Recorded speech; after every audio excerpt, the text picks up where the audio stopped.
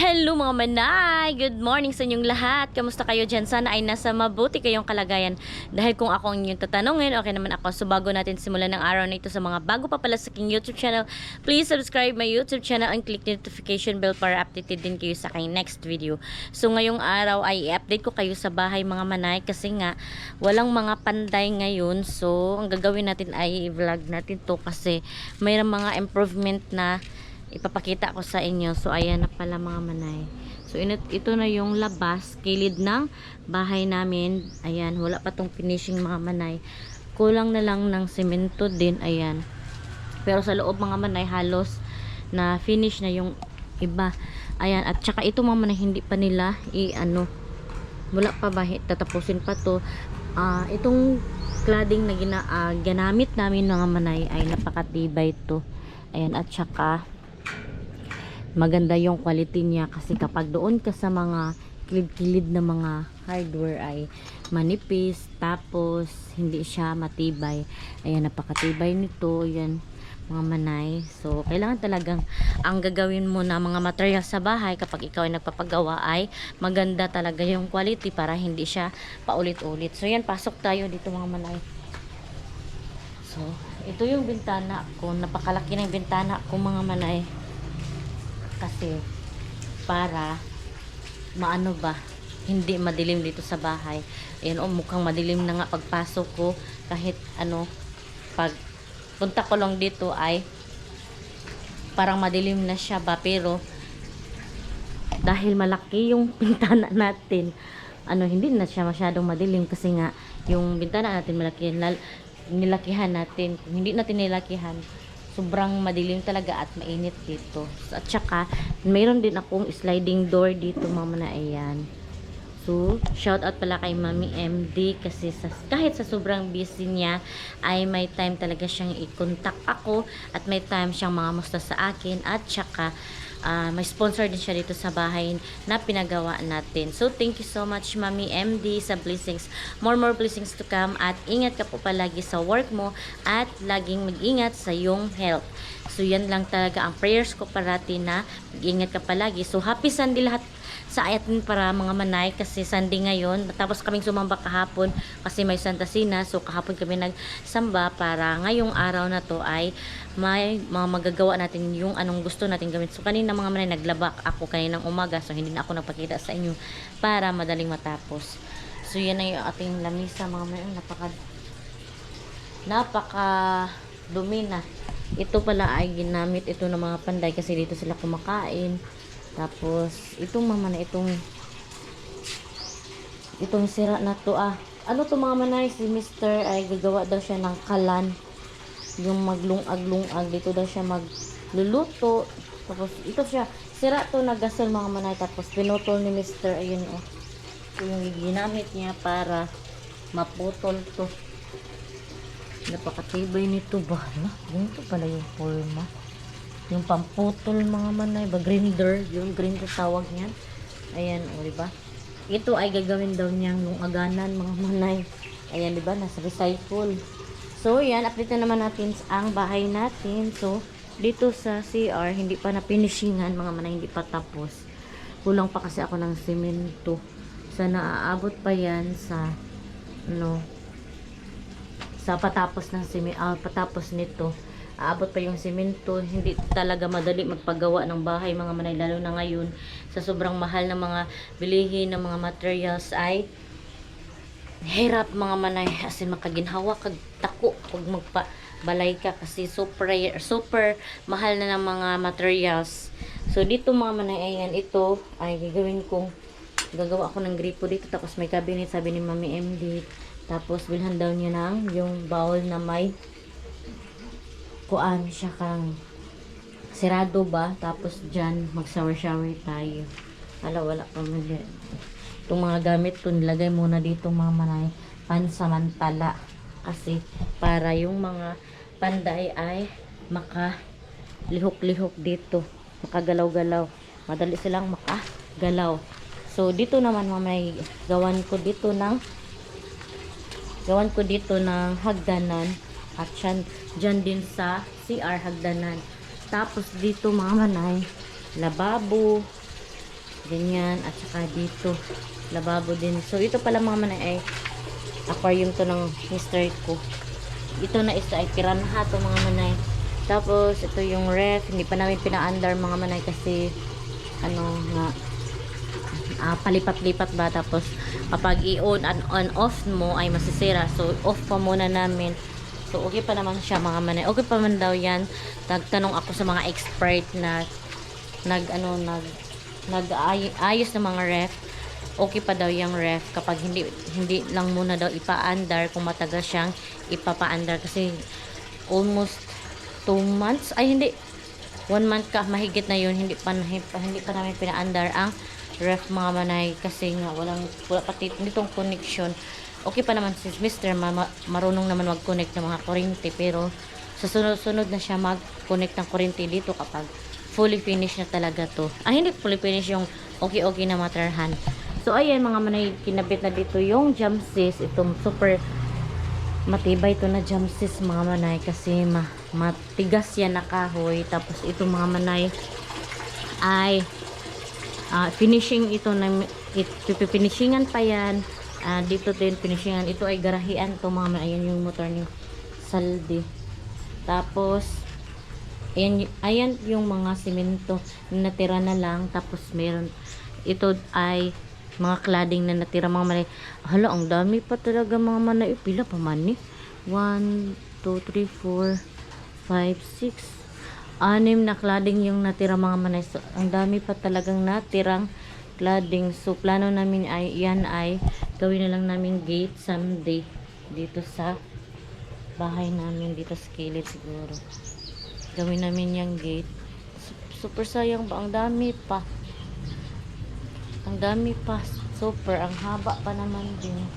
Tapos ayan, yung cladding din namin. Super kapal nito na cladding mga manay, makapal to na cladding. And dito hindi pa tapos, pinishingan pa to. Yan dyan din, mga matibay kasi to ng materials ang ginagamit, kaya super pang matagalan tong bahay natin mga manay. So dito hindi pa na pinishingan. Ayan, so dito ay window namin, yung sliding window. Ayan, dito ito yung harap dito sa garahian dito sa dito din mga manay. Sisimintuhin din natin to katapos lang dito sa bahay. So ayan yung entrance natin. Char, di ba? I'm so proud of myself kasi nakapagtayo tayo ng ganitong bahay. Ayan, so thank you din kay Mami MD sa support palagi. So ito ay 3 kwarto mga manay, ito kay Phyllis daw. So namili na kami ni Saldi na ilagay namin dito sa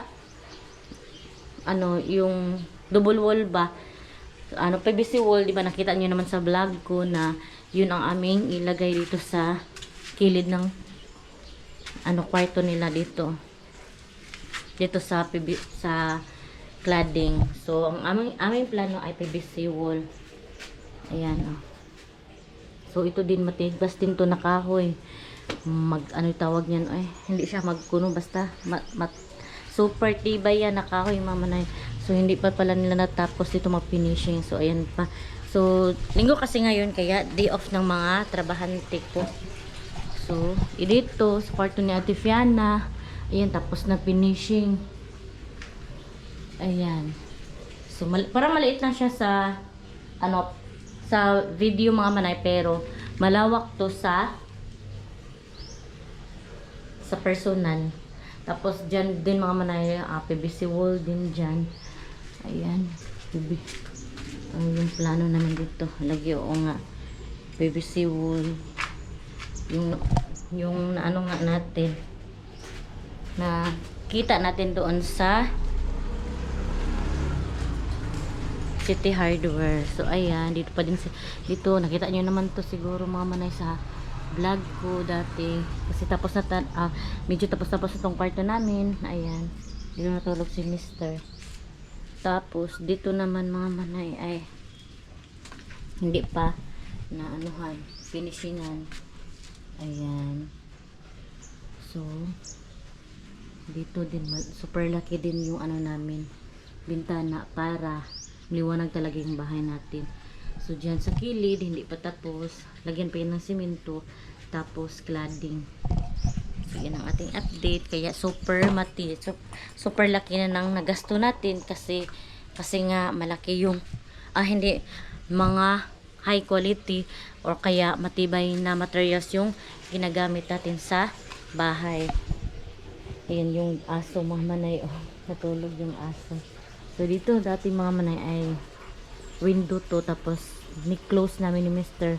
kasi plano namin ay dito namin ilalagay yung TV, tapos mag-design kami dyan kung may budget pa. Tapos simento to dati, kaya simento yung kilid namin mga manay kasi simento dati, kasi daan to ba, dating simento to, tapos lang namin, sinumpayan lang namin para maging mahaba yung simento kasi matibay pa naman yung simento sayang din naman kung sisirain siya, tapos para maging simento talaga yung kilid. Mas mabuti mga mamanay na simento lahat, pero okay lang din na cladding para hindi ka na magpintal-pintal sa labas at saka maliwanag din yung bahay. At saka ito mga manay, hindi ang dami pang tawag nito ito mga manay tiles mga manay. Ayan ito sarain ko siya, kunin ito na part, tapos ito din na part na tiles ay kukunin. Ayan itong mga maliliit na mga tiles, kunin siya. Tapos dito din anuhin na siya. Ayan ito din kunin, tapos bili ng kapareho na tiles.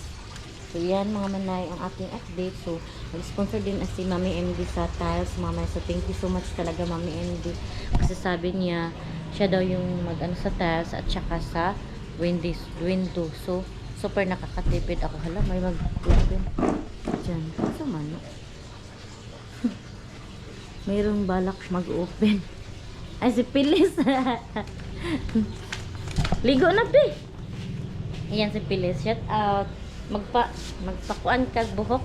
Dili kisudlayan. Bukutan ta ka. Si Pilis ng buhok niya mga manay. Dara ka be, dali. Dali ra ka. Ayaw niya magpakita sa camera mga manay. Man ang sudlay, nagdala ta na kag sudlay.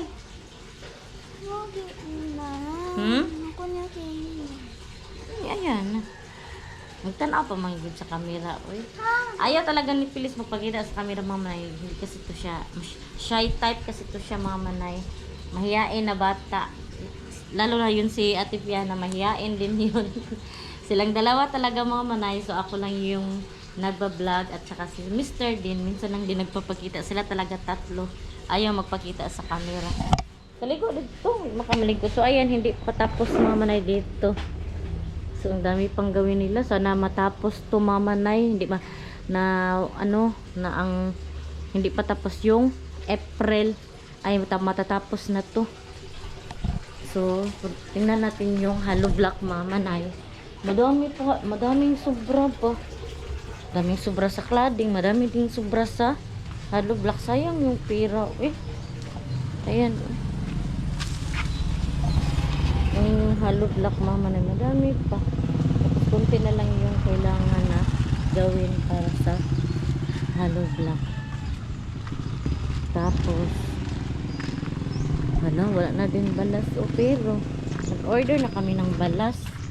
Doon lang 2 balas na lang ayan so pero nag-order na ng bagong buhangin yung trabahante ko. So plano namin sa langka na tumama na ay kukunin namin.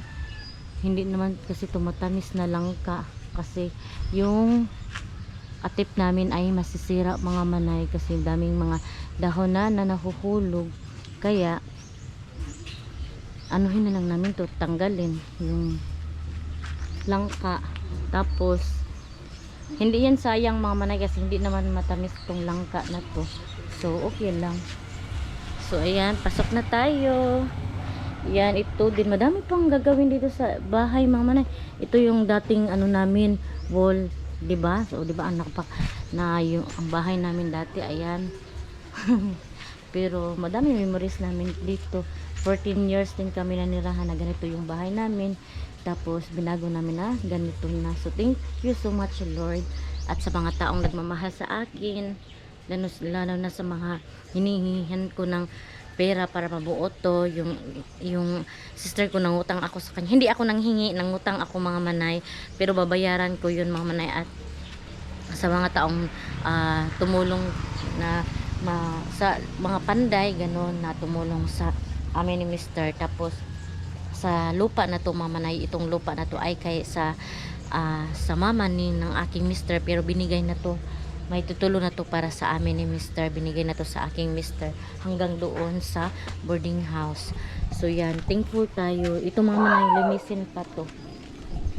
So, palagi tayong magpasalamat sa Panginoong Diyos sa mga biyaya na binigay at palagi tayong mag-pray kung anong meron sa atin at maging satisfied tayo kung anong meron at magpasalamat palagi kahit anong hirap ng buhay ay palagi tayong magpasalamat sa Panginoong Diyos. So yan mga manay ang ating update sa ating pabahay. So yan muna ang ating vlog mga manay kasi wala tayong ma-update doon sa bahay kasi napaka guot doon mga manay. Nahiya ako mag-vlog sa inyo doon lalo na kapag magkain kami kasi napakagulo at saka super kawawa talaga yung baka makita nyo ba na ano ba yan, ba't dyan kayo kumakain. Doon lang kami kumakain sa kasi sa hallway kasi maguot super tawag guot ba sa Tagalog anang guot napakasikip ng kwarto namin at hindi pwede matulog doon hindi pwede doon kumain kasi mababaho ba ang pagkain, di ba? Kapag masikip yung lugar ay mababahoan lalo na may pagkain. So maalis nga ang baho ba, mapuot yun ang basta ganun mga manay. So doon na lang kami sa labas kumakain doon sa hallway. So kaya hindi na lang ako nagba-vlog doon, kaya yung ating vlog lang ay dito sa bagong bahay. Ayan. So, thank you so much, Panginoon, sa blessings na to. Kaya mga manay, sana matapos na to mga manay para mag-vlog-vlog na tayo dito. Tapos, mag-live na tayo para mayroon tayong konting dollar kahit 0.02 pa yan.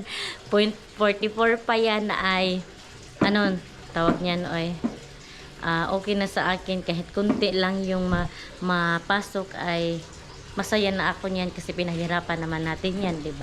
So, thank you so much sa inyong support. Sa mga hindi pa pala nakasubscribe, please subscribe my YouTube channel and click notification bell para update din kayo sa aking next video. So, dito ko na lang i-end aking vlog. See you in my next vlog, mga manay. Bye-bye and God bless. Ingat po kayo parati.